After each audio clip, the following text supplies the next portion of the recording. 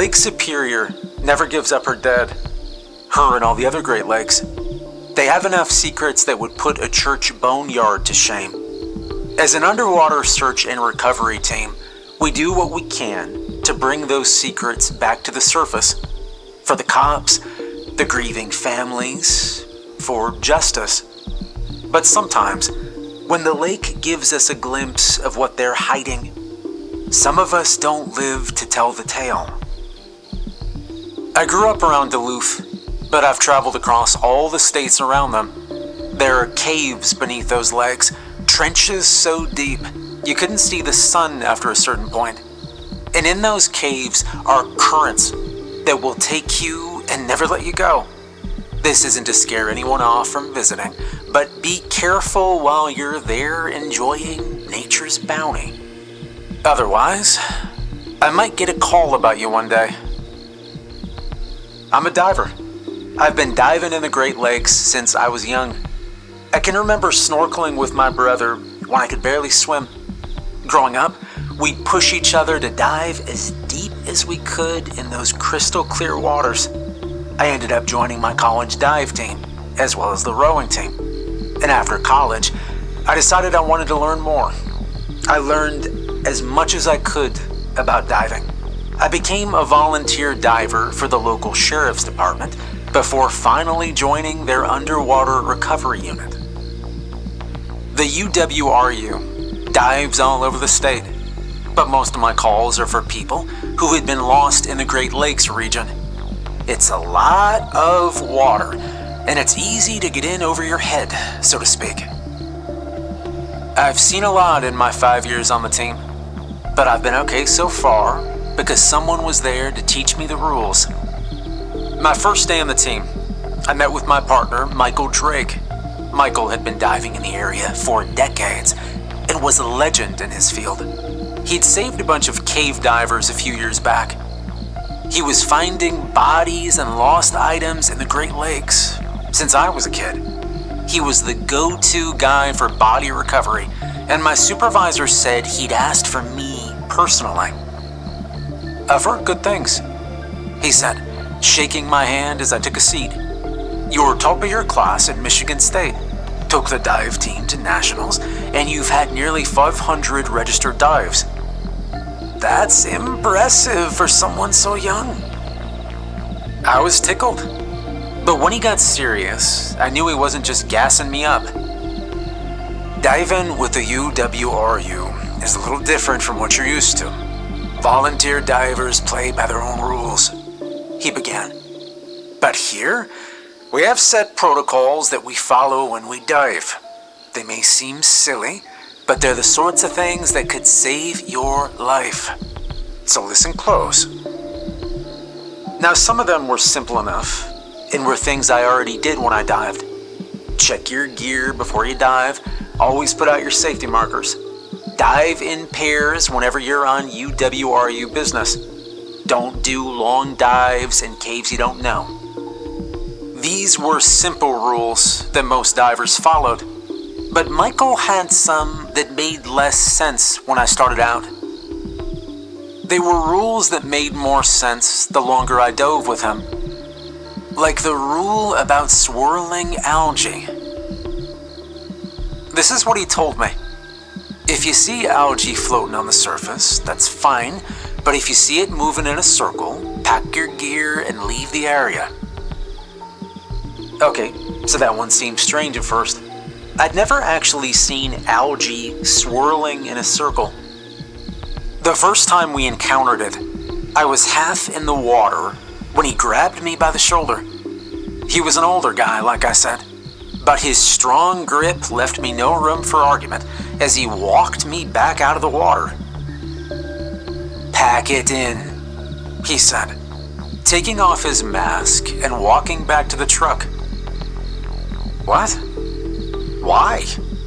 I asked, walking strangely in my swim fins. This is the spot they think the kid disappeared in.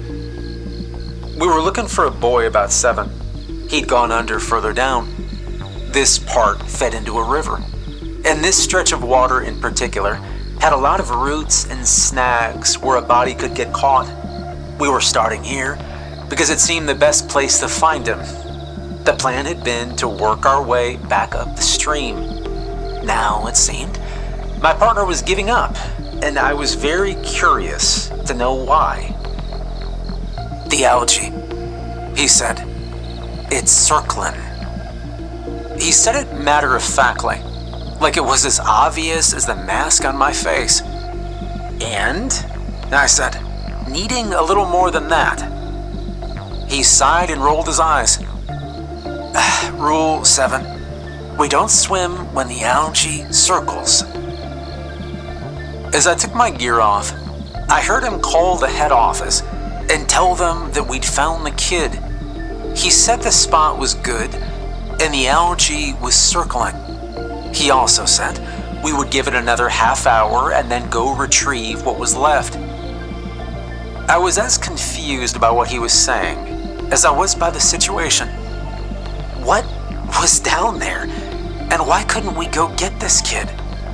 As he hung up the phone, he went to sit on the tailgate, tapping the spot beside him. Sorry, kid. I forgot you're new at this. We don't go diving when the algae circles. It means there's something down there that could be dangerous for us." I looked at the swirl of green. The path it took was almost hypnotic. I wondered what could be beneath the surface. "What is it?" I asked. "Yeah, I got no idea," Michael said. "Not sure I really want to know. But sometimes it appears, and when it goes away, there are signs left behind that something was there." It took about 45 minutes for the algae to stop swirling and float on down the river. Once it was gone, we put on our gear and made our way to the spot. Michael had been eyeballing it, and as we dove, we found what we were looking for. There was a skull and some bones left behind, but nothing much to identify with. They pulled the dental records after we brought them up. It concluded that it was the kid we were looking for. As Michael called it in, I got a good look at the bones. They were something. The kid had barely gone in an hour ago, but these bones were picked clean. It was like something out of a jungle movie. I wondered briefly if the Great Lakes could support piranhas, and I shook away the thought pretty quickly. The waters here were too cold for tropical fish after all. But that led to more questions. What had done this? And where did the rest of the body go? If there were rules in place for it, then how often did it happen? Michael must have known I needed to talk. After we packed the remains away for the cops, he told me to come have lunch with him. We went to this little hole-in-the-wall barbecue place called Smokey's. When he slid a beer towards me, I started to refuse. We were on the job, and it was frowned upon to show up to a dive with a buzz on. But he pushed it closer, saying I would want it. As I sipped at it and ate the best ribs I've ever had, he told me about his early days on the team. Yeah, when I was first starting out, my old dive partner told me that the UWRU only had 5 real rules. There's the one about not swimming when the algae swirls, and the one about not diving deeper than you can see the sun. Yeah, and there's also the one about not diving into caves you hear clicks in if you find underwater caves. Don't surface into them, and never try to take bodies from any depth below sunlight. Everything else, well, it's common sense. I nodded, swallowing the ribs before asking what it was we were looking out for. Michael thought about it for a second, trying to find the best way to fill me in. Well, the Great Lakes area has its fair share of weird critters about, and the lakes are no different. My old partner called them halfway people, though their real name is something long and hard to pronounce. Yeah, they once lived peacefully with the natives in this region. but the Europeans taking over the land seems to have angered them. Now that we've hunted off a lot of the local fish and marine life, some of them supplement their diet with the occasional swimmer or unsupervised inner tuber, he said. I mulled this over as I chewed at a rib, trying to decide if he was messing with me or not. I'd been hazed before, of course, and this seemed like a classic case of mess with a new guy.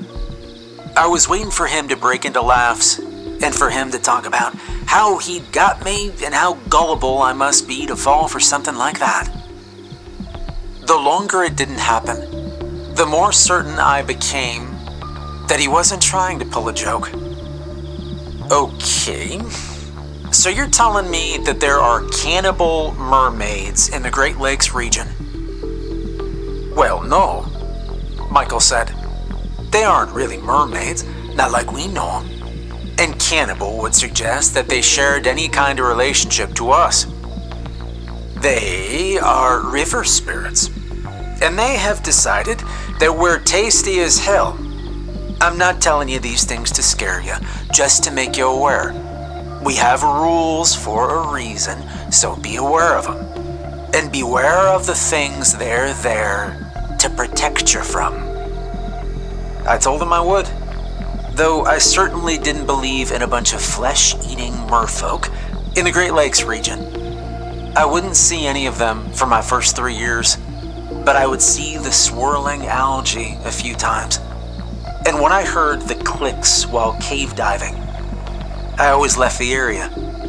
The halfway people were always mindful enough to leave the bones of whoever they took, though whether that was kindness or not was open for debate. They always sent enough back for identification, usually skulls or half-chewed fingers. Michael said it was just part of the job. Well, yeah, nothing much can be done about it, was his mantra. We can't fight him, and the couple of times I've seen someone try, it ends up being somewhere between frivolous and, devastating. I didn't bother to ask him what that meant, and we proceeded with our job as usual. Believe it or not, there's always more than enough to keep a diver busy with the Great Lakes. If it isn't missing persons, then it's lost vehicles that have gone into a body of water, or running the magnets or metal detectors for goods used in crimes. I've probably pulled about 30 handguns out of one lake, plus safes and other things that people try to hide in the lakes and surrounding rivers. The number of criminals who think it's a good idea to hide money in the water is astounding, and they always seem confused when the police tell them that it had fallen apart when they fished out the loot. Even the disappearances weren't all strange.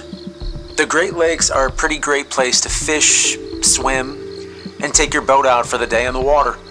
They are also a great place to get drunk and run out of gas on your jet ski, or flip your kayak over and discover you don't have the upper body strength you thought you had.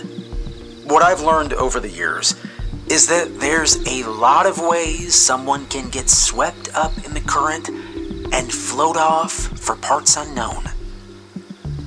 For every weird water disappearance, dozens were easily explained, though this didn't make them any less devastating for the families.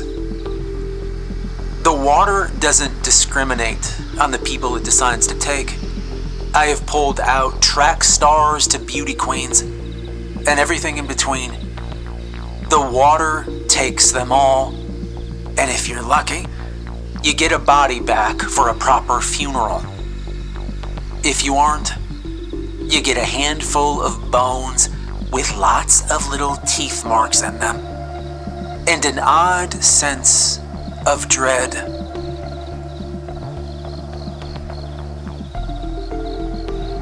I was nearly 4 years into the job when I first saw one of the halfway people. 4 years in, when we broke the rules, and it cost us dearly. We were looking for a raft that had gone missing. The raft was from Bedtime Rapids, a company that did tours for the rapids off the coast of Ohio. These rapids, they're not for the weak of heart. The troop of Eagle Scouts who tried to conquer them started out with 4 rafts, 20 scouts, and 4 scout leaders. When they came to the end, they had 3 rafts, 17 scouts, and 3 scout leaders. 2 of them had fallen off when the raft was swept into a narrow offshoot, and they had been pulled from the water just fine. The other 3 scouts and their scoutmaster had been swept into a ravine and were now lost. The Park Service tried to find them from the air, but they couldn't spot any sign of the missing scouts. Search parties had been equally as unsuccessful. It was eventually decided that a team would need to follow them up the passage to retrace their steps. In the end, they hired us, and we took a small raft up the stream they were last seen in. The passage would have been difficult to see from the air with the dense tree cover around it, and the cliffs on either side were so steep that the search teams couldn't even get close to the ravine. The scouts would have had no more luck in steering their raft than we would. We held on as we were bounced around mercilessly by the rapids. There was no steering or paddling. The path was too narrow, and so we were swept along as we hunkered down and tried not to get tossed out ourselves. I saw some scuffs along the rocks and some broken plastic pieces that might have been an oar once. And for half a second, I thought I saw a long red streak before we came skipping out into a small open pool in the middle of the canyon. It was fed by several different streams and continued into a dozen others that I could see. From the middle, however, the water was calm and the raft floated idly without using our paddles. As we sat there, Michael decided that this was where we should look. Okay, yeah, if they came into here, then they no doubt came to rest somewhere nearby. If they sank, then we could find their raft and radio for help. If not, then we can pick a stream and press on, he said. So we got our gear on and rolled out into the placid waters of the pond. Looking down, I immediately knew we were in for a swim. The blue went deeper than I'd ever seen. And it wasn't until you really looked that you realized how deep it was. The pond seemed to go on forever, and the shore was lined with little eroded shelves that came up from the dark like monstrous teeth. On one of these was the ragged remains of a raft, and caught up in the debris was the body of a man. He was tangled up in one of the ropes, floating calmly in the depths. He was just about at that line, the imaginary line that we didn't cross. Rule number 3, don't dive deeper than where you can see the sun. Michael seemed to weigh his options before acting. Coming to a decision, he grabbed some rope and handed the end of it to me. He then signed out that he was going to attach it. When he has it tied snug, he wants me to pull it back up and he would follow with the raft. I nodded, made a circle with my thumb and forefinger as he swam down to set it up. I watched him go, keeping a hand on the boat for stability. It wasn't much. It was a 5-man boat we got from the same company the scouts had gotten theirs from. He was swimming back up, ready to help me with the rope, when a bright red flash stopped him mid-swim. It was hard to see through the water, but I was sure there was something poking through the front of his wetsuit. Suddenly, he was pulled into the depths, and whatever got him seemed a hell of a lot stronger than I was. He was reeled down like a fish on a line, and before I could stop myself, I was swimming after him. I knew the rules, We never went into water too deep to see the light. But I didn't care. I needed to save him, and I was going to help Michael. But as I followed him, I could see something growing large as I followed the trail of blood. It was a honeycomb of caves dug straight into the side of a rock. I stopped and gawked at it for a second, in awe of how much effort something like this must have taken. I didn't think at the time that they'd been made by the hands of anything, and figured that they were just strange natural occurrences. The Great Lakes region was full of weird stuff. I figured this was just some odd natural phenomenon. I didn't know the caves, no more than I knew the basin we were diving in. All I knew was that Michael had been dragged down and the blood in the water was clear enough to follow his trail. As I headed lower, I took out my knife so I could mark my path. Cave Exploring 101 is always don't explore caves that you don't know. I knew this. That was first day stuff. So as I swam deeper, I scratched the wall so I wouldn't get lost when I needed to escape. It was easy enough to mark the walls, and the surface was smoother than I thought could occur naturally. There was no pebbling or rocks poking out. The walls were uniformly smooth as I followed them deeper into one of the caves. And the deeper I went, the more I heard the clicking. The clicking rule was another one I'd never really had to use. The caves we dove in were usually well traveled, and the clicking I heard was usually just rocks falling. This was different though. That sound, I'd never heard it underwater before, and it made me a little dizzy when it came too close. I wasn't sure what it was, but I could feel the hairs on the back of my neck stand on edge as I swam deeper. Suddenly, the tunnel we were in pitched upward. I followed it up and found myself in an underground cave system.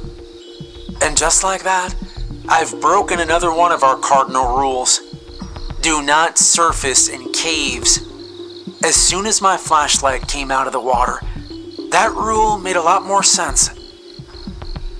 The cave I was in was huge, with the ceiling hanging what seemed like miles above me.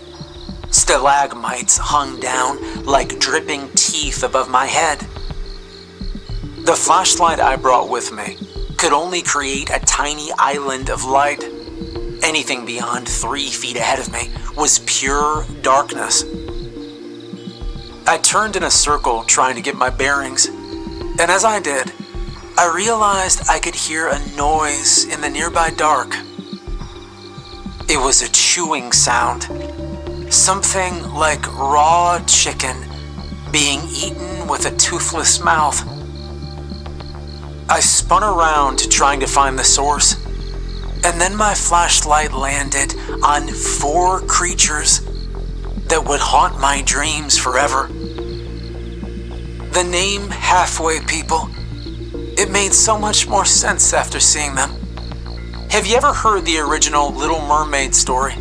The one where they cut her fin in half to make legs, and each step looks painful. That's what these things look like. They were blue, their scales throwing up refractions on the walls and floors.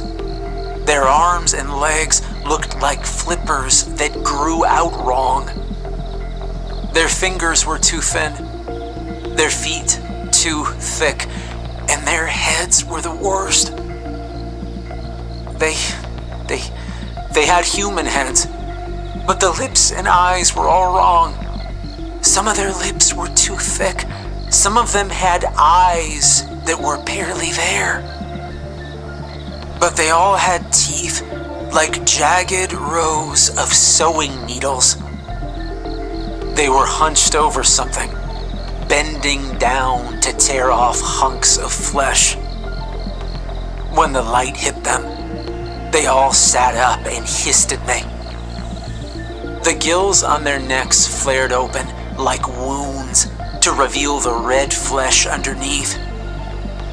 And I saw Michael in the middle of it all. His dead eyes stared up at the ceiling as pieces of him were scattered among the rocks. I quickly dove back into the water and began kicking frantically back the way I'd come from. My whole way back, I keep hearing the clicks I'd heard earlier, but now they meant something different.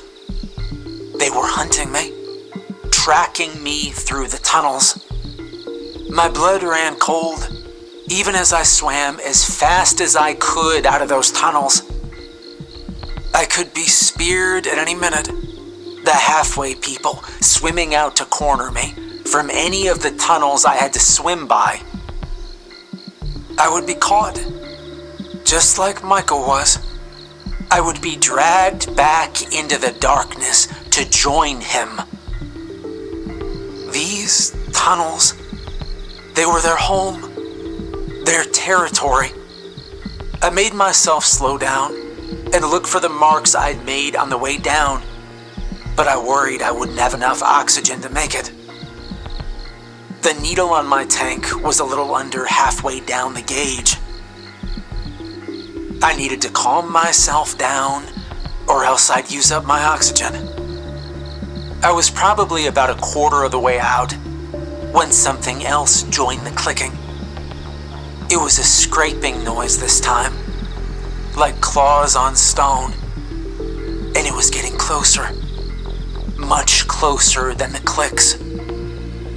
I had my knife in my hand, but I didn't think it'd do much good against those things, so I started swimming faster, probably wasting more oxygen than I needed to.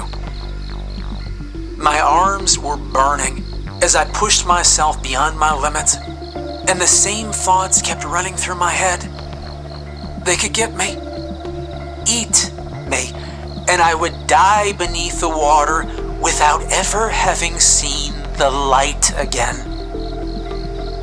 When I finally saw sunlight again, I almost yelped with joy. And when I rolled into the boat at long last, I cut the tethers and I stripped off my tank and fins. I was looking for the paddles when something hit the underside of the boat hard enough to almost flip it over. I grabbed the oars and was soon paddling for my life as I made for one of the narrow streams on the other side of the lake. My boat was hit a second time, and I had to hold on for dear life as my tank slipped over the side and sank to the bottom. I didn't really care. It was just dead weight at this point. I paddled frantically, really putting that rowing experience to good use. When I squeezed into the stream, I pulled them in as the current grabbed hold of me. My diving company found me about 5 miles upstream. I was panning and pulling myself away from the water as fast as I could. They got me checked out and they got me a clean bill of health, but I was in no shape to dive for quite a while. They found me with only about half my gear, no dive partner, and some pretty clear signs that I'd had the crap scared out of me. The boss came to see me at home a week after the incident, and as we sat in my living room, he asked me if I'd seen them.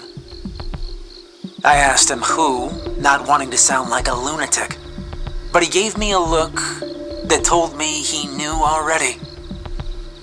The halfway people. Michael did something to get their attention, didn't he? He asked. I nodded. I didn't really want to talk about Michael, but I felt like I had to get it out. He went too deep, I whispered, and the boss nodded. Michael probably thought it would be okay. He was always a little brash, wasn't he? Especially when he was first starting out. But after seeing a diving partner taken by the halfway people, he was careful to follow the rules. Was it your first time seeing him? I nodded, and he patted my shoulder in a knowing way. It's always difficult after the first time. If you want to quit, I understand. But I wish you wouldn't. You're a great diver, maybe even better than Michael. And I need someone like you on my team. Why don't you think about it and get back to me? It took some time, a long while, I suppose. But I did eventually get back in the water. And over time, I began to feel comfortable with doing dive missions again. Even so, I was careful to follow the rules after that. And I always make sure that the new guys understand just how important they are. We don't swim where the algae circles. We don't go into caves when we hear the clicks. We don't surface in underwater caves we are unfamiliar with. And above all, we never, ever dive so deep that the sun can't touch us. I know what lies beneath the surface now. I just hope no one else has to.